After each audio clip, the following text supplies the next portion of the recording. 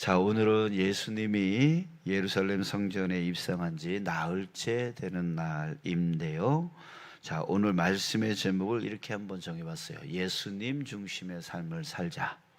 예수님 중심의 삶을 살자 라고 한번 정해봤습니다. 저는 우리 예배 때 이렇게 대표 기도 하시는 분들이 기도하실 때에 이렇게 기도하실 때가 있어요. 목사님 중심으로 하나 되어 라고 하는 그런 말이 나올 때가 있어요. 자, 고맙기도 합니다. 그러나 좀 부끄럽습니다. 왜냐하면 사실 목사가 중심된 교회는 맞지 않죠. 맞지 않죠. 자, 왜 그렇습니까? 교회는 누가 중심이 돼야 돼요? 그렇죠. 예수님이 중심되어야 하기 때문에 예수님이 중심이 되어야 되죠. 자, 그래서 이후에 부탁드리고 싶은 것은 기도하실 때 이렇게 기도했으면 좋겠어요. 예수님 중심으로 목사님과 온 성도들이 하나 되어, 이렇게 표현하면 어떨까요? 그게 맞겠죠? 예수님 중심으로 목사님과 온 성도들이 하나 되어, 자, 이렇게 표현하면 좋을 것 같아요. 자, 오늘 본문 말씀을 통해서 어떻게 예수님 중심의 교회를 세워 나가야 되는지 우리 함께 고민하고 또 함께 깨달았으면 좋겠습니다. 자, 이날에는 예수님이 베다니라고 하는 곳에 계셨습니다. 베다니는 우리가 잘 알고 있는 나사로, 바로 죽었다가 다시 살아난 그 나사로와 그 여동생 마르다와 마리아가 사는 동네가 바로 베다니였습니다. 자, 본문에 보니까 예수님이 그 베다니에서 살고 있는 나병 환자였었던 시몬의 집에 계셨다라고 나옵니다. 그러니까 요한복음 12장에 보면 그곳에서 잔치가 벌어진 것 같습니다. 그 잔치 중에 나사로 동생 마리아가 아주 매우 귀한 향유 한 옥합을 가지고 와서 식사하시는 예수님의 머리에 부어드렸습니다. 요한복음에 보면은 머리가 아니라 또 예수님의 발에 붓고 자기 머리털로 닦아드렸다 이렇게 나옵니다. 자, 아무튼 표현은 달라도요, 마리아가 지금 예수님에게 한 행동은 똑같아요. 아주 귀한 그 향유 옥합을 깨뜨려서 예수님께 부어드린 그런 마리아의 그 헌신을 보게 되어지는데요. 자, 그런데 그걸 보고 있던 제자들의 반응이 아주 참 과관입니다. 이 제자들이 그걸 보고 분개를 했어요. 화를 냈어요. 분노했어요. 그리고 이렇게 말합니다. 야, 무슨 의도로 이것을 허비하느냐? 이것을 비싼 값에 팔아 가난한 자들에게 나눠줄 수 있었겠도다. 자, 이렇게 말을 하는 거예요. 요한복음에서는 그렇게 말한 사람이 가룟 유다래요. 가룟 유다가 이런 말을 했다는 거예요. 그리고 그 향유의 가격도 나오는데요. 300데나리온입니다. 300데나리온은 노동자가 300일 동안 번 돈입니다. 300일이면 거의 1년이잖아요. 그래서 노동자 1년 연봉 정도를 말하는 건데 당시 향유 가격이 얼마나 비싼 것인가를 우리가 알 수가 있어요. 자, 그런데 여러분, 오늘 본문 내용을 보면 이 향유의 사용권에 대해서 아주 극명하게 갈리는 모습을 우리가 볼 수가 있습니다. 마리아는 그것이 아무리 비싸더라도 예수님을 위해서 기꺼이 부어 드리는 데 사용했습니다. 자, 그런데 제자들은, 특히 가룟 유다는 그것을 가난한 사람들을 위해서 사용했어야 한다라고 주장을 합니다. 자, 여러분, 왜 이런 차이가 날까요? 왜 마리아는 이렇게 예수님께 그게 아무리 비싼 것일지라도 예수님을 위해서 이렇게 부어드리고, 가룟 유다와 다른 제자들은 왜 그것을 가난한 사람들에게 줘야 된다, 이렇게 서로 사용권에 대해서 이렇게 차이가 날까요? 차이가 나는 이유는 바로 그 마음의 중심에 무엇이 더 중요한가의 차이겠죠. 뭐가 중요한가? 그 마음 안에 중요하게 여기는 것에 대한 차이일 겁니다. 자, 마리아는 누가 중요한 거예요? 예수님이 중요했던 거죠. 그래서 기꺼이 예수님을 위해서 그것을 드리기를 주저하지 않았습니다. 자, 그런데 가룟 유다는요, 다른 제자들은요, 자, 이들은 무엇을 중요하게 여겼을까요? 자, 가난한 사람들에게 주어야 되지 않냐라고 했으니까 가난한 사람을 중요하게 여겼을까요? 사도 요한은 요한복음에서 가룟 유다에 대해서 이렇게 기록했습니다. 요한복음 12장 6절에 보니까 이렇게 말함은 가룟 유다가 그렇게 가난한 사람들에게 나눠줘야 된다라고 말한 이유는 가난한 자들을 생각함이 아니요, 그는 도둑이라 돈꾀를 맞고 거기 넣는 것을 훔쳐가밀어라. 자, 이렇게 말하고 있어요. 또 오늘 본문 15절에 보면 대제사장에게 가서 가룟 유다가 이렇게 말하는 장면이 나옵니다. 내가 예수를 너희에게 넘겨주리니 얼마 줄 거냐? 자, 여러분, 가룟 유다의 마음의 중심에는 뭐가 들어가 있어요? 돈이 들어가 있어요. 그는 절대 예수님을 중요하게 여기지 않았습니다. 예수님보다 뭘 더 중요하게 여겼냐면 가난한 사람도 아니었어요. 그 가난한 사람을 빙자해서 결국 그 내면 속에 돈을 중요하게 여겼습니다. 그래요. 자, 사람마다 똑같은 상황을 다르게 보는 이유는 바로 그 중심에 무엇을 중요하게 여기느냐에 따른 겁니다. 자, 이것은 교회마다 성도들이 하나 되지 못하는 이유이기도 합니다.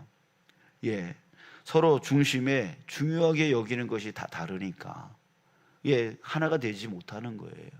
하나가 되지 못하는 거예요. 자, 사랑하는 여러분, 여러분들은 무엇을 중요하게 여기십니까? 무엇을 중요하게 여기세요? 여러분들, 우리가 무엇을 중요하게 여기느냐가 중요하지 않아요. 우리의 의견이 중요하지 않아요. 여러분, 이것은 이미 정해져 있습니다. 우리 마음의 중심에 중요하게 여겨야 될 것은 이미 정해져 있어요. 무엇이에요? 교회의 머리는 누구입니까? 바로 예수님이십니다. 예수 그리스도예요. 그렇기 때문에 몸인 교회는 무엇을 중요하게 여겨야 돼요? 예수 그리스도, 예수님을 중요하게 여겨야 되는 거예요. 예수님을 가장 중요한 것으로, 중요한 분으로 여겨야 되는 거예요. 그 외에 다른 것을 중요하게 여겨서는 절대 안 되는 것이 바로 신앙인의 중심입니다. 링컨 대통령이 이런 말을 했죠. 국민을 위한 정부가 되어야 된다. 이런 말을 했어요. 자, 이 말을 그대로 빌려서 우리가 교회에 적용을 한다면 교회는 어떻게 표현해야 될까요? 예수님을 위한 그런 교회가 되어야 된다. 이렇게 표현해야 될 거예요. 어떤 사람들이 이렇게 따질 수 있을 겁니다. 가난한 사람들을 위해서 나눠주는 것도 예수님의 뜻이요, 예수님을 위한 것 아니냐?